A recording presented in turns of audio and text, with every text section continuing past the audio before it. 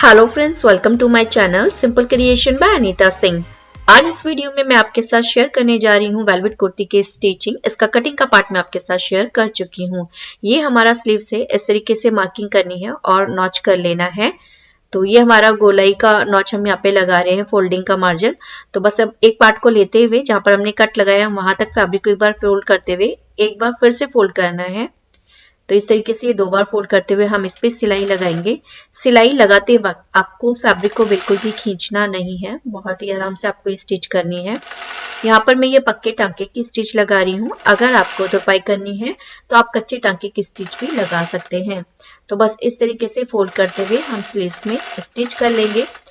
Stitch हो जाने के बाद ये देख सकते हैं बिल्कुल फिनिशिंग के साथ हमारी स्टिचिंग यहाँ पर हो चुकी है। तो ये लेस मैंने दुपट्टे में लगाई थी। दुपट्टे का लिंक भी आपको वीडियो के डिस्क्रिप्शन में मिल जाएगा, तो आप लेस लगा सकते हैं स्लीव्स में। और अब यहाँ पर स्लीव्स की जो हमारी गोलाई होगी उसके अकॉर्डिंग हमें यहाँ पर स्टिच लगा लेनी है। तो अगर आपको ओपन स्लीव्स चढ़ानी है तो आप स्टिच को यहाँ पर रोक सकते हैं, बट मैं यहाँ पर इसको पूरा कवर्ड करूंगी। तो हम इसको बिल्कुल कवर्ड स्टिच लगाएंगे। तो बस ये स्टिच लग गई है। देखिए एक बार ना आपको स्लीव्स को इस तरीके से खींच लेना है, बहुत ज्यादा नहीं खींचना, बहुत हल्के से खींचते हुए एक बार और सिलाई यहाँ पे लगा लेनी है, जिससे कि आपकी जो ये स्लीव्स है ना मजबूत हो जाएगी। वरना जब आप कोनियों को फोल्ड वगैरह करेंगे तो आपकी स्टिच जो है वो टांके टूट सकते हैं, क्योंकि सनील का है, फैब्रिक स्ट्रेच होगा तो जाहिर सी बात है आपकी स्टिच भी स्ट्रेच होगी। इस चीज का आपको ध्यान रखना है। तो दोनों पे हमने स्टिच लगा ली है। अब यहाँ पर ये देखिए हमारा जो नेक है ना वो 7 इंच है और साइड से हमें कम से कम 1.5 इंच यहाँ पर फोल्डिंग का मार्जिन एक्स्ट्रा रखना है। और जो लेंथ है वो हमारी 7.5 इंच है और एक्स्ट्रा हम इसमें भी 1 से 1.5 इंच ले लेंगे। तो इस तरीके से हमें पेस्टिंग पेपर को ले लेना है। और यहाँ पर मैंने ये फैब्रिक ले लिया है, तो ये हमारे पास कॉटन का फैब्रिक था तो मैंने वो यूज कर लिया है। अब ये जो पेस्टिंग पेपर है ये मैंने नेक के अकॉर्डिंग ले लिया है, जो अभी मेजरमेंट आपके सामने मैंने बताया है। तो बस अब इसको पेस्टिंग पेपर को इसके ऊपर फैब्रिक के ऊपर रखते हुए आयरन से अच्छे से पेस्ट कर लेंगे। अब इसे हमें कट कर लेना है। कट करने के बाद इसको एक बार फोल्ड करते हुए ये सेंटर लाइन बना लेंगे। अब सेंटर लाइन बनाने के बाद इसको हमें अपनी कुर्ती पर रखना है। तो ये हमारे नेक है, इसको दोनों का जो हमने जो वर्क हो रखा है ना बिल्कुल वहां से पकड़ते हुए इस तरीके से सेंटर मार्क करना है।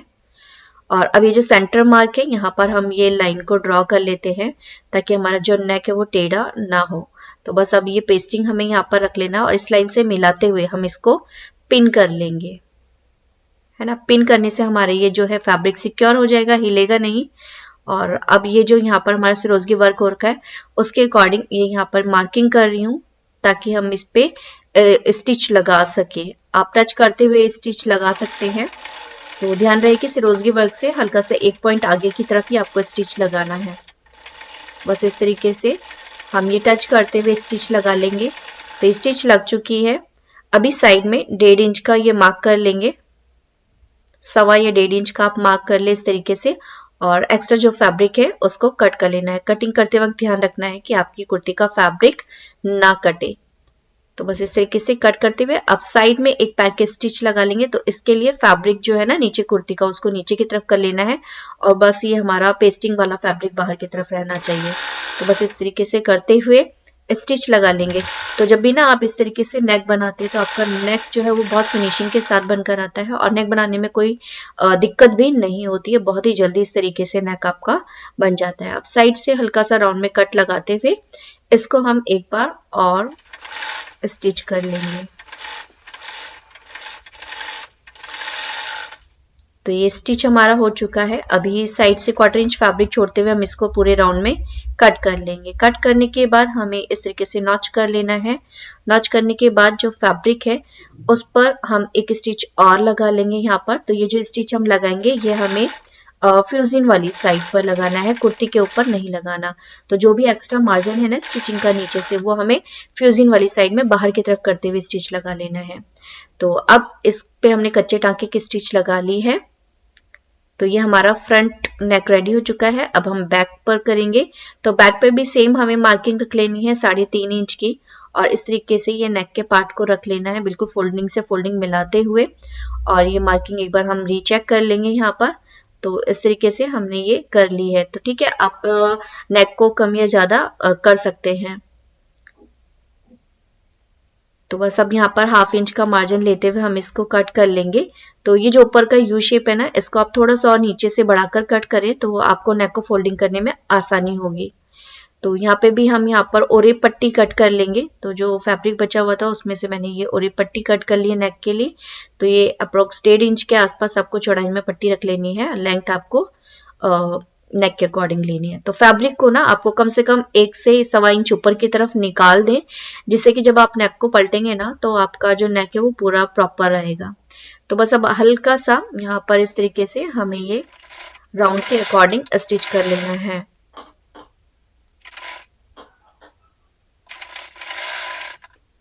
तो अभी जो राउंड वाला एरिया होगा ना, यहाँ पर हमें कट लगा लेना है ताकि जब हम इसे पलटें तो ये हमारा फिनिशिंग के साथ राउंड आ जाए।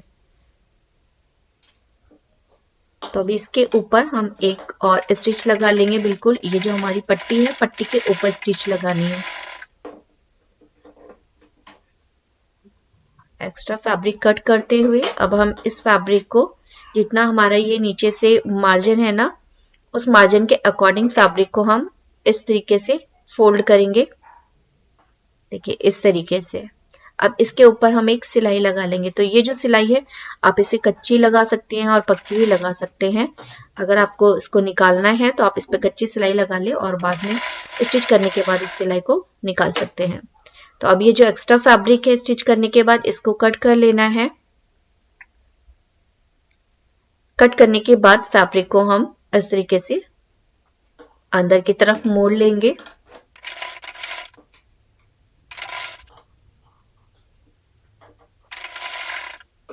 तो ये देखिए बैक साइड में भी हमारा ये जो नेक है वो रेडी हो चुका है। अब इसको हमें इसके ऊपर इस तरीके से रखना है।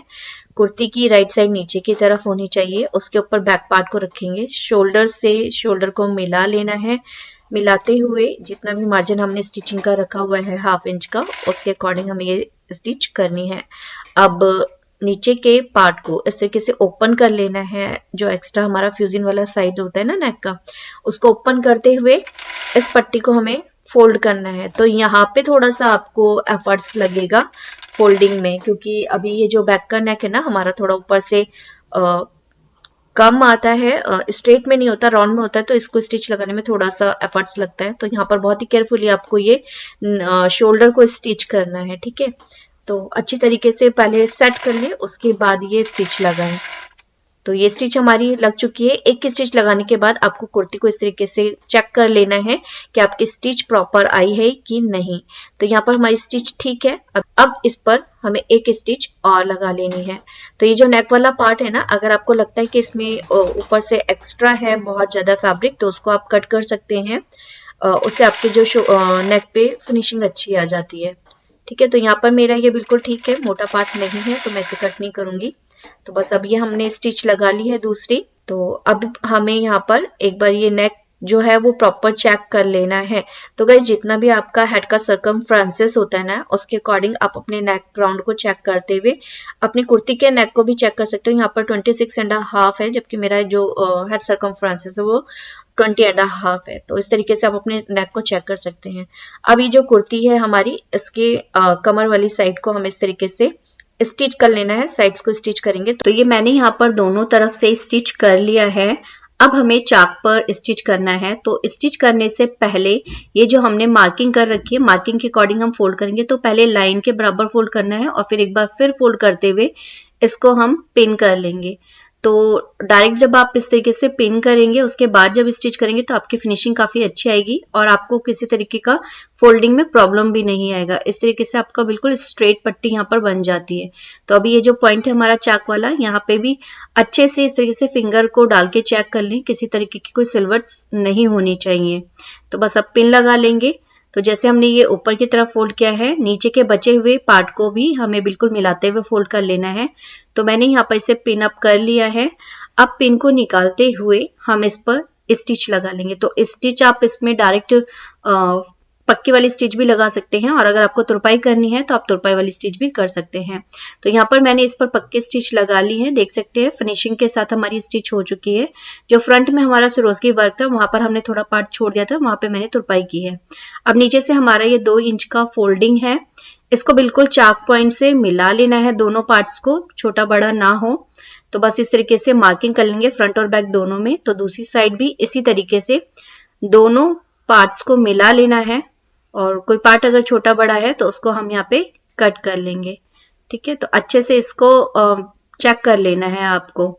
अब देखिए यहाँ पर ये सिरोज की वर्क है, तो नीचे फोल्डिंग में हमें थोड़ा प्रॉब्लम आएगी, और इस पे ये जो फैब्रिक है ना वो फोल्ड भी हो जाता है। देख सकते हैं यहाँ पर किससे किससे फोल्ड हो रहा है। अगर आप स्टिच भी करोगे ना तो भी ये जो फोल्डिंग का पार्ट है आपका वो स्टिच में आएगा और आपको स्टिच करने में दिक्कत होगी, तो इसमें काफी टाइम वेस्ट आपका जाएगा। तो इसलिए यहाँ पर मैंने ये रिवर्सिबल टेप ली है। इसको आप इस तरीके से रखेंगे बिल्कुल नीचे की तरफ किनारे पे, और इस तरीके से फोल्ड कर देंगे तो ये दोनों साइड से चिपक जाता है। बस ये सनील का फैब्रिक है, सनील या वेलवेट के फैब्रिक में जब आप इसको करेंगे तो थोड़ा सा एक्स्ट्रा टाइम आपका जाएगा। अगर कॉटन पे करते हैं तो जल्दी चिपक जाता है, बट इसमें सनील के फैब्रिक में थोड़ा सा टाइम आपको लगेगा। तो जब आप इस पे आयरन करेंगे ना तो आयरन को आपको वूल पे सेट कर लेना है। ठीक है, कॉटन वगैरह पर मत रखना। अगर कॉटन पे आप रखोगे तो आपका जो फैब्रिक है वो चिपक जाएगा, जल जाएगा। तो इस चीज का आपको ध्यान रखना है। आप चाहे तो कोई कॉटन का फैब्रिक इसके ऊपर, कुर्ती के ऊपर रख ले और उसके बाद ही आयरन करें। तो मैंने यहाँ पर ये इस तरीके से डायरेक्ट इस पे आयरन किया है। मेरा फैब्रिक नहीं चिपका था, मैंने वूल पे इसे किया है। तो देखिए यहाँ पर ये चिपक चुका है, थोड़ा सा टाइम इसमें लगा है। तो बस अब ये हमारा हो गया है। अब ये जो लाइन है, लाइन के बराबर हमें इस तरीके से फोल्ड कर लेना है, और आप डायरेक्ट इसमें पिन करके तुरपाई कर सकते हैं। और इस पे अगर आपको इसको चिपकाना है रिवर्सिबल को, तो आप इसको चिपका के भी बाद में तुरपाई कर सकते हैं। इससे आपकी जो फिनिशिंग है बहुत ही अच्छी आएगी। तो देख सकते हैं बिल्कुल अच्छे से हमने इसको सेट कर लिया है सिरोजगी वर्क को। तो ये हमारा पार्ट सेट हो गया है। अब इस स्ट्रिप को मैंने बराबर कट कर लिया है बिल्कुल चाक के, और अब इसके ऊपर भी हम यहाँ पर प्रेस कर लेंगे, प्रेस से चिपका लेंगे। तो बिल्कुल किनारे वाला जो पॉइंट है हमारा, वहां पे हल्की सी सिलवट आएगी, तो उसको कोई दिक्कत नहीं है, थोड़ा बहुत बीच में आपका सिलवट रहेगा। बस अब हमें इस पे तुरपाई कर लेनी है। तो देखिए बिल्कुल फिनिशिंग के साथ हमारा ये जो नीचे का बॉटम है वो फोल्ड हो चुका है, और अब ये बैक साइड में भी हमें इसी तरीके से कर लेना है। तो मैंने एक साइड को चिपका लिया है, और जो हमारी मार्किंग है, मार्किंग लाइन पर इस तरीके से फैब्रिक को अच्छे से सेट कर लिया है। अब इसके अंदर भी हम इस रिवर्सिबल टेप को इस तरीके से लगा लेंगे, और फिर इसके ऊपर आयरन कर लेंगे अच्छे से। तो गाइज ये जो रिवर्सिबल टेप है ना, इसे आप अपने पैंट के बॉटम में भी यूज कर सकते हैं। इससे काफी अच्छी फिनिशिंग आती है, उसमें थोड़ा सा उसका जो बेस है वो अच्छा हो जाता है बॉटम का। तो बस अब हम यहाँ पे इसको इस तरीके से तुरपाई करेंगे। तो तुरपाई करते वक्त आपको नीचे का जो फैब्रिक हो बिल्कुल एक धागा इसमें हमें निडल में लेना होता है। ठीक है, तो मैं जब भी तुरपाई करती हूँ तो मैं धागे को डबल ही रखती हूँ। तुरपाई में लोग ज्यादातर सिंगल धागे का यूज करते हैं, बट हमेशा मैं डबल से ही करती हूँ, और नीचे मेरा धागा जो है वो नजर भी नहीं आता। ठीक है, तो इससे हमारी जो तुरपाई है ना वो टूटती नहीं है, खुलती भी नहीं है जल्दी से। तो आप इस तरीके से डबल थ्रेड का यूज कर सकते हैं। नीचे से जो फैब्रिक आप उठाएंगे वो बिल्कुल आपको एक ही धागा उठाना होता है नीचे से फैब्रिक का। तो देखिए बिल्कुल फिनिशिंग के साथ हमारी तुरपाई जो है वो यहाँ पर हो चुकी है। आई होप आपको ये ट्रिक बहुत अच्छी लगी होगी, और इससे आपका काम भी बहुत आसान होगा। इस ट्रिक को आप अपनाएं और आसानी से अपने इस बॉटम को, वेलवेट या सनील के फैब्रिक को आराम से स्टिच कर सकते हैं। तो चाक और बॉटम फोल्ड करने के बाद अब हम कुर्ती में बाजू को लगाएंगे। तो इस तरीके से आपको कुर्ती को उल्टा रखना है और स्लीव्स को सीधा रखना है। तो फ्रंट साइड होनी चाहिए आपकी। तो देखिए ये वाला इस साइड का फ्रंट जो है हमें उस फ्रंट से मिलाना है, और इस साइड का जो फ्रंट है वो हमारे दूसरी साइड से मिलेगा। तो इस तरीके से आपको स्लीव्स को लेना है। अगर आपने उल्टी लगा दी तो आपको फिर प्रॉब्लम आएगी। ठीक है, तो इस चीज का ध्यान रखते हुए आप स्लीव्स को लगा ले और इस तरीके से इंसर्ट कर ले। और जो हमारा स्टिचिंग वाला लाइन है, बिल्कुल स्टिचिंग लाइन से स्टिचिंग लाइन को मिलाना है, और जो एक्स्ट्रा पार्ट है ना स्लीव्स का और कुर्ती का, उसको आपको बैक साइड की तरफ टर्न करना है। तो ये ट्रायंगल शेप में हम इसको नीचे की तरफ फोल्ड करेंगे। देखिए इस तरीके से मिला ले अच्छे से, और मिलाने के बाद अब हम यहाँ पर इसे पिन कर लेंगे। तो अभी मैं यहाँ पर पिन कर रही हूँ। इसको डायरेक्ट आप इस मशीन पर ले जाते हुए भी स्टिच करना शुरू कर सकते हैं। तो देखिए इस तरीके से मिला के एक बार चेक कर ले कि कोई पार्ट आपका छोटा बड़ा ना हो।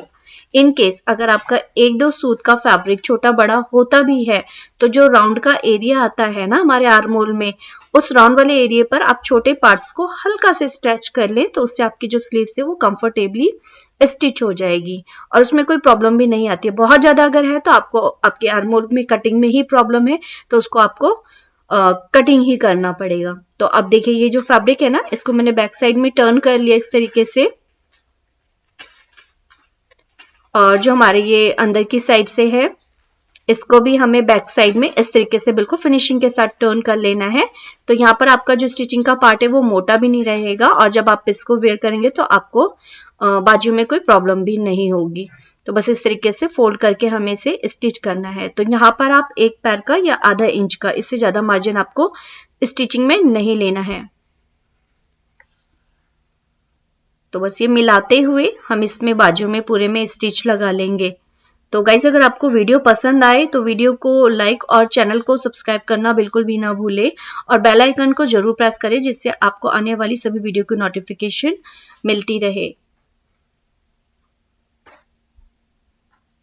तो इसका दुपट्टा और कुर्ती कटिंग का पार्ट मैं आपके साथ ऑलरेडी शेयर कर चुकी हूँ। अगर आपने अभी तक नहीं देखा है तो लिंक आपको इस वीडियो के डिस्क्रिप्शन में मिल जाएगा। तो देखिए यहाँ पर हमारा स्टिच लाइन से स्टिच लाइन मिल चुका है और बिल्कुल फिनिशिंग के साथ हमारी जो बाजू है चढ़ गई है। तो इसी तरीके से हमें दूसरी भी चढ़ा लेनी है और ये है कुर्ती का फाइनल लुक। इस वीडियो में इतना ही, मिलती हूँ आपसे नेक्स्ट वीडियो में। Till then bye bye.